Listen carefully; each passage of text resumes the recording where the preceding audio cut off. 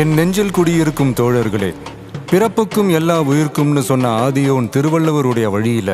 நம்முடைய தமிழக வெற்றி கழகத்தின் கொள்கை தலைவர்களா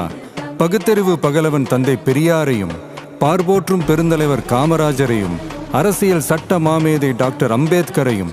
வீர தமிழ் மங்கை வேலு நாச்சியாரையும், மக்கள் சேவகர் அஞ்சலை அம்மாளையும் நம்முடைய அரசியல் வழிகாட்டிகளாய் ஏற்று சாதி மத பாலின பாகுபாடு இல்லாத சமத்துவ சமுதாயத்தை உண்டாக்க மதச்சார்பற்ற சமூக நீதி கொள்கைகள், அதாவது செக்யூலர் சோஷியல் ஜஸ்டிஸ் ஐடியாலஜிஸோட நம்ம தமிழக வெற்றி கழகத்தின் வழியா உங்களுக்காக உழைக்கணும்னு நான் வரேன்.